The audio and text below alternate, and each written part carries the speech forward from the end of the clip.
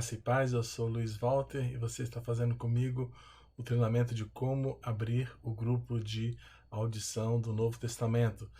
Nesta aula nós vamos ver a parte 1, que é a importância da tradição oral da Bíblia. É muito importante essa lição para nós aprendermos. Vou começar lendo o Salmo 78, de 1 a 4. Na verdade, o Salmo ele é uma grande canção. O Salmo é um hino, é um cântico. E nesse Salmo vem toda a história do povo de Israel em forma de cântico. As pessoas não tinham, basicamente, elas sabiam todo esse Salmo cantando. Assim como você conhece uma música, você sabe e você canta essa música, né? Olha só o que diz aí, Salmo 78, de 1 a 4. Meu povo, ouça meus ensinamentos, ouça as palavras da minha boca. Vou abrir a minha boca com uma parábola. Vou dizer coisas escondidas, coisas antigas, coisas que ouvimos e conhecemos, coisas que nossos ancestrais nos contaram. Não vamos escondê-los de seus descendentes. Vamos dizer à próxima geração os feitos louváveis do Senhor, seu poder e as maravilhas que ele fez. Veja bem que nesse salmo o salmista está dizendo que ele não vai deixar a próxima geração sem saber de tudo aquilo que havia acontecido na história do povo judeu.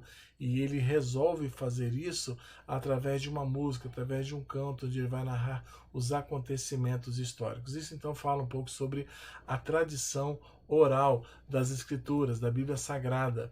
Nós temos o querigma. O querigma é uma palavra que vem do grego, que significa a palavra falada, o som, a voz. E o katibe é do hebraico, que significa a palavra que está registrada, escrita. E a palavra pregada, muitas vezes, ela precede a palavra escrita.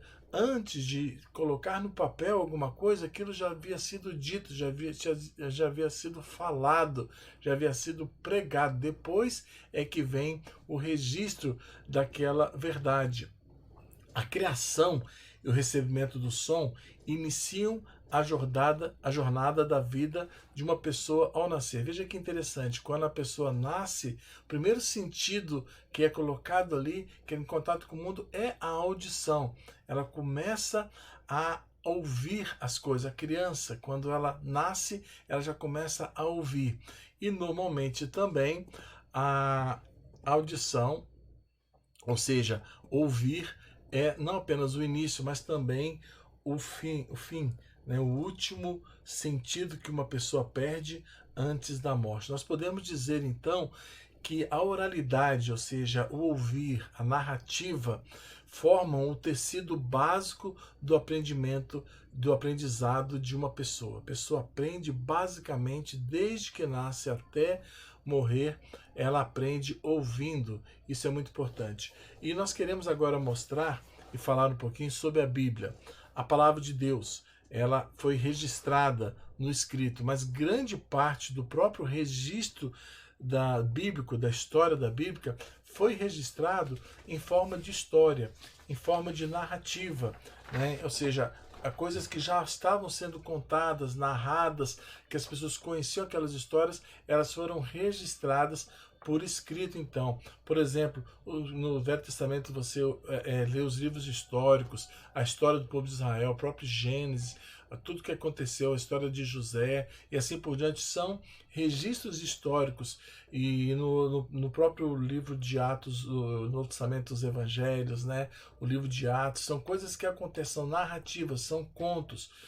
E é quase certo que as formas iniciais desses contos, dessas narrativas, desses acontecimentos, eles já existiam antes de ser registrado, como histórias orais que eram passadas de geração para geração, e mais tarde, então, é que essas histórias elas foram comprometidas com a escrita, ou seja, definidas numa forma textual, mas antes de serem escritas, elas já eram narradas, contadas, cantadas e recontadas, Nós notamos que a Bíblia, ela está escrita, só que ela, na própria Bíblia, ela tem uma inclusão deliberada do oral, Você vê aí nesse texto, nesse salmo, que Moisés ele quer ensinar ao povo as verdades através de o quê? De um poema, que depois esse poema era cantado. Por quê? Porque através do poema cantado, as pessoas iam se lembrar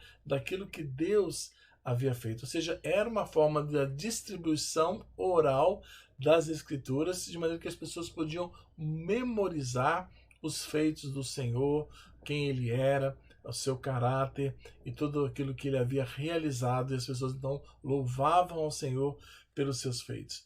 Os próprios textos bíblicos, eles foram colocados de uma maneira que quem escreveu sabia que eles seriam lidos, eles teriam uma representação oral, eles seriam lidos para grandes grupos de pessoas. Isso aí nós sabemos que as pessoas escreviam já pensando que aqueles textos seriam escritos. Por exemplo, aí em Colossenses, no capítulo 3, 4, versículo 6, nós percebemos que Paulo, quando escreveu a carta aos Colossenses, ele diz: e quando esta epístola tiver sido lida entre vós, fazei que também o seja na igreja dos Laodicenses, e a que veio de Laodiceia, lede a vós também. Percebe então que mesmo quando a Bíblia está registrada, os autores sabiam que elas seriam lidas, e era assim que acontecia então a distribuição e o conhecimento da palavra de Deus. Nas Escrituras tem essa perspectiva oral. As próprias poemas dos Salmos são representados com instrumentos específicos para serem cantados. Dessa maneira, a Bíblia era falada, era cantada, era memorizada. Se você analisar, bem mais de 60% dos escritos bíblicos registrados, eles são narrativas dramáticas, que foram contadas e recontadas ao longo das gerações como histórias transformadoras, que elas estavam destinadas a ser, mas eram coisas contadas através de poesias, de histórias, de livros históricos, de narrativas, e as pessoas ouviam e repassavam de geração em geração, né? E as cartas do Novo Testamento eram compartilhadas por todos, cada um tinha uma cópia e ficava em casa lendo e estudando, né? Elas eram levadas para determinada cidade e de maneira pública alguém lia e os demais ali ouviam, né? Nós sabemos que o mundo do Novo Testamento ele era, de maneira geral, alfabetizado, né? Por exemplo, um menino judeu com 7 anos ele já sabia o hebraico, já sabia o básico, com 12 anos já havia memorizado. Só que apesar de ser um povo letrado, ele também era um povo oral, porque as pessoas não tinham a facilidade que hoje se tem de ler, de escrever, de ter materiais. Então os pergaminhos eles se limitavam a alguns exemplares, muitas vezes apenas um por cidade, e ficavam nas sinagogas, não tinha cada um em casa a sua biblioteca, né, o seu notebook, o seu caderno, né? O conhecimento da pessoa ele era dado mais por forma oral, e a quantidade de coisas que a pessoa aprendia não estava ali registrada no tamanho da biblioteca dela, né? Mas sim, elas eram ouvidas e através do ouvido caíam no coração e eram guardadas no coração. Então o povo que fala, ouve a minha palavra, ouve, pela repetição, aquele aguardado. Então a Bíblia não era carregada em um volume debaixo do braço. A Bíblia da pessoa, a Bíblia dela é aquilo que ela havia aprendido e guardado no coração. Então nós vemos que as histórias e as verdades elas eram transmitidas oralmente e reproduzidas também oralmente. As pessoas recontavam aquela história. Você percebe que no Novo Testamento, apesar de não ter a escrita, de não ter um impresso, o Evangelho se espalhou por todo o Império Romano, né? Naquela época as pessoas não tinham livros em casa, não tinham computadores, né?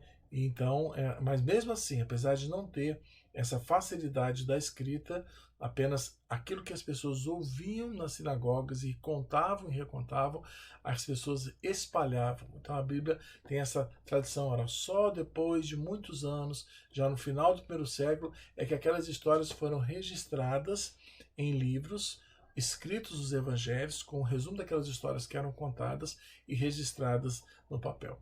Mais de 90% da população daquela época não conseguia ler ou escrever em outros idiomas, mas mesmo sem conseguir ler e escrever e ter literatura, mesmo assim o evangelho foi passado por todos os povos, espalhou-se pelo mundo todo e o evangelho foi pregado. Então é muito importante nós entendermos a parte oral da Bíblia. Nós vamos avançar nesse conhecimento e procurar entender essa cultura da oralidade, de quem consegue aprender ouvindo, guardar no coração ouvindo e transmitir ouvindo, e aquilo que nós vamos estar aprendendo na próxima aula, eu conto com você.